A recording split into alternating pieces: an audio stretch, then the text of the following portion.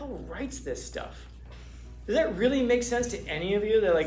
That we would sit there and go, well, I know why he was mad. We can understand why he'd be mad. But dude, you give into your anger every time? And the answer for a lot of people is yes. Yeah, it's like, I just couldn't control myself. As soon as you start saying things like that, I couldn't control myself, man, you're giving a lot of power to people around you. And God help you if the wrong person hears that, because now they know how to control you. All I gotta do is say like a word to you, and that can set you off and cause you to destroy your whole life? Really? Wow. Yeah. It's a lot of power to give somebody, and it's a lot of power to give up about yourself. If you're too much on these two extremes of behavior, it's because of some kind of childhood experience that led us to that point. But the positive things shape you also. What is it that's good in your background? What have our parents done well? What has our family done well? What has our community done well to build us up into the person who we are? Because there's way more good in all of us than there is the negative.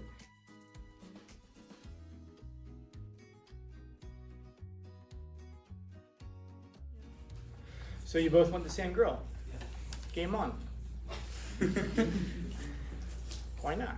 It's like it'll come between you. It's not her fault though. I mean, by the way, think about what that looks like then. So do you get together and negotiate? All right, I'll tell you what. I'll give up this one if you give up the treating them like they're like property. Rock, paper, scissors. By the way, I'm laughing because I'm thinking about a situation right now between two of my friends.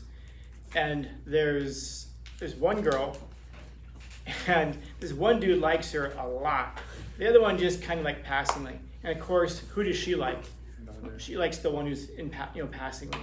And then she likes another dude who has zero interest in her whatsoever. But these two guys have been friends for years. And now there's just kind of fun. And what's funny is that the reason that they're butting heads so much is because she's that person that if you tell her something, you just have to assume you're telling the whole world. Because she's going to tell everybody, everything about what's going on. And now there's all this terrible tension between the two of them. So now these two guys who've been friends for years, now they're like, I don't know, how'd you even say, they're like petty with each other. And they'll be in the same room, but they won't talk. And it's over a girl who doesn't really want either of them. And then you can think like, so is it her fault? She's just existing. And she's just doing what she does. You know what's really funny is she's going to see this video. If she watches these videos, she's going to know I'm talking about her. You know I'm talking about you. And I'll get an angry text. I'll get an angry text message from her at some point. Oh my God, you're not. Now, I'm trying to figure out like why that's toxic, because these two guys are competing, and they're both going to lose, especially the one who's already married. Did I leave that part out? Did I not leave out that part? Oh, I'm sorry, did I say the one? They're both still married. But they're both saying, but we're separated. I'm like, okay, but you still live together. You still this, you still that. Yeah. Well, so the funny thing is, why on earth are they both pursuing the same person? Well, there's a madness that's there. The problem is not that you have very strong emotions. The problem is not that you have very strong emotions. Everybody has very strong emotions, except for psychopaths. The difference is whether or not you're a person who gives into that and follows those very extreme passions and emotions. If you're a person who allows your emotions to kind of push you around in life, then, just watch a Marvel movie. Marvel movies, it was the one that it was before Endgame. If you remember which one it was, but long story short, what's that? Yeah, I think it was this one. This is when they're fighting Thanos at the end. Oh, yeah. And so he's about to, stop the Infinity Stones, and he says something to Star-Lord, one of the guys. If you've seen the movie, then you know what I'm talking about. If not, it'll be over in a second. And Star-Lord gets mad. He's like, "You what?" And he starts punching the guy. If this guy gets loose, he's going to annihilate half of the life in the universe. Trillions upon trillions upon trillions of people are going to die. But Star-Lord's angry. So because he's angry, he's punching this guy, and it ends up destroying the plan, and trillions of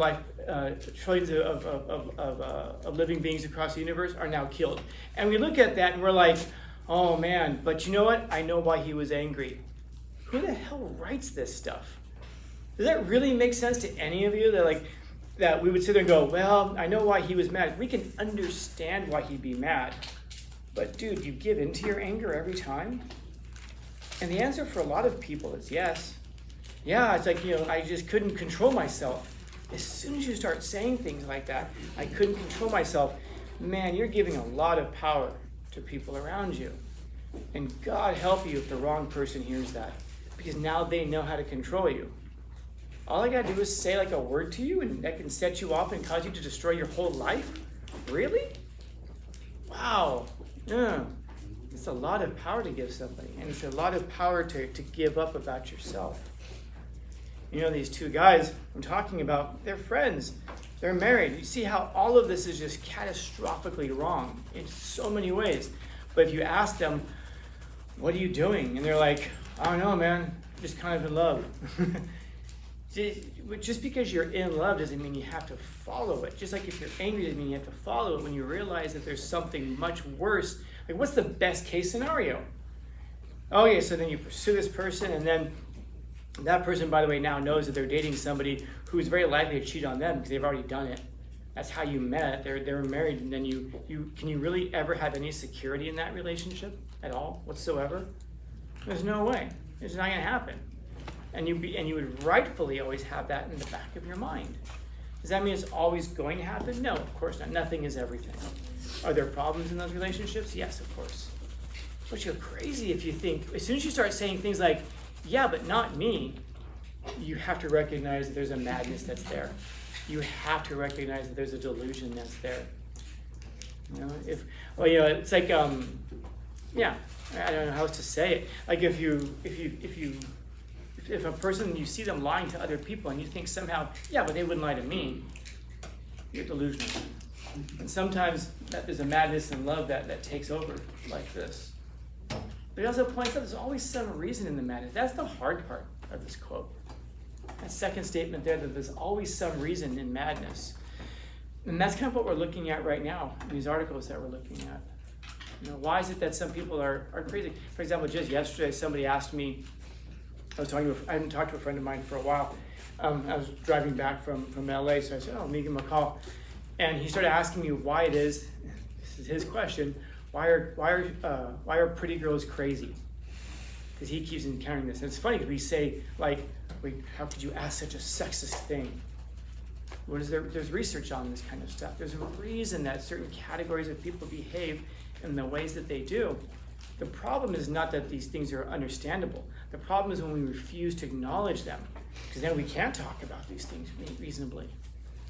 Like I was talking to this old friend of mine, I lived in Los Angeles. She used to do beauty pageants. She was like really, really beautiful, really beautiful. And if you asked her about cops, she would explain to you that cops, really, really helpful. Cops are very helpful. Every time she gets pulled over for speeding, she would get, the cops would tell her, hey, you were going, 75 and a 45. You really gotta slow it down. It's dangerous. Oh my God, I didn't even realize I was going that fast. Thank you so much. She got a warning. That's all she ever got. Why do you suppose she only got warnings? Because she was pretty. Yeah. Until she got pulled over by a female officer. Yeah, and then that woman gave her, and she raged about this to me. We were very close friends. She was raging to me about this, just going off on this cop. And I just listened to her, and then at one point I was just laughing. She's like, why are you laughing? This isn't funny. I go, it is funny. She's like, why? I go, because you're finding out right now what it's like to live like everybody else. What do you mean? I said, that's what cops do. They give tickets. No, they don't. She looks like I'm crazy. No, they don't. They give you warnings because they want you to be safe. They want to keep the public safe, to protect and serve, to protect people. It's like, no, man, it's not that at all.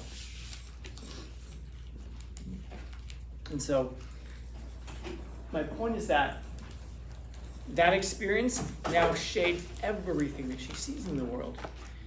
If any of you have ever dealt with cops in a very negative way, that now is going to shape how you see the rest of the world. The emotions that we go through, those are the very things that cause us to see the world the way that it is. Because none of us sees the world the way that it actually is. We only see the world the way that we are. And what's the most powerful way that we see the world? Through our emotions. Our loves, our hates, our fears, our passions. Those are the things that shape the way that we see the world. It's like how you see a person. Why, I was asking that question earlier about madness. Why would that one person be driving us mad? Why the craziness there? Because we don't see them the way that they actually are a lot of times. We see them the way that we wish that they were. You know? And I was thinking, I had a student last year. It's a really funny story, man. He was telling me about his uncle as a senior, so he's not around anymore, but he said his uncle is very smelly. He's very smelly. And we were laughing because he said that he's married. I was asking him, how did he meet someone? And he said that essentially he met somebody online. They talked online. They would FaceTime and all that. And then they did that for about a year before they finally met in real life.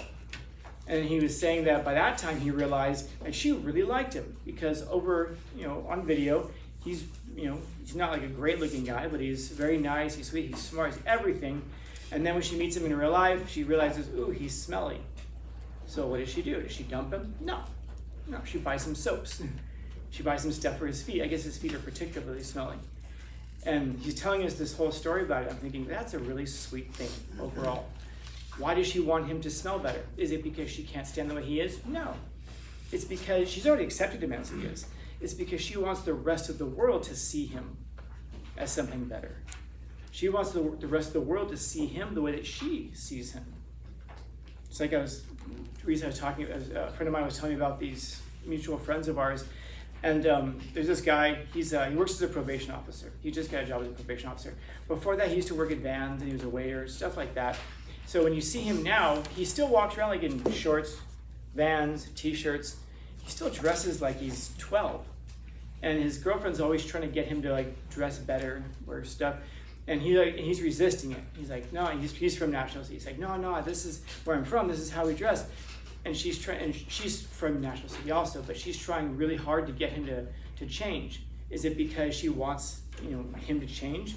It's because she wants the rest of the world to see him as more than what they see him as. He walks around, he looks like a silly guy trying to act like he's 12. That's what he looks like. He's never grown up past that. Nobody takes him seriously. When he goes to work, of course, he wears something else. But he's a friend of mine. No one just takes this guy seriously, And she doesn't like that because she loves him a lot. She wants other people to treat him with the respect that she wants him to be treated with because she cares about him. It shades how she sees him. And she wants, hopefully, for the rest of the world to see him in some wonderful way. The point is that there's always a purpose. There's always a logic to it. The article itself says that. There's always a reason. There's always a logic. Why do we see the world the way that we are? Some kind of an experience in the past. And by the way, the articles we're looking at, you're going to notice they seem to focus on trauma. That's not all there is to it. Trauma is a very small part of your childhood growing up. There's also a lot of really happy, positive aspects as well. And that's a big weakness for the articles that we're looking at. We just don't seem to be as interested in the positive stuff as we are in the negative stuff. So the articles that we're looking at, they explain that if you're too much on these two extremes of behavior, it's because of some kind of childhood experience that led us to that point. But the positive things shape you also. What is it that's good in your background? What have our parents done well? What has our family done well? What has our community done well to build us up into the person who we are? Because there's way more good in all of us than there is negative. We tend to focus on the negative. But there's always a reason for it. There's a purpose behind it. For every good thing and every deficiency. So, questions, comments, concerns, complaints, criticisms, critiques? Yeah.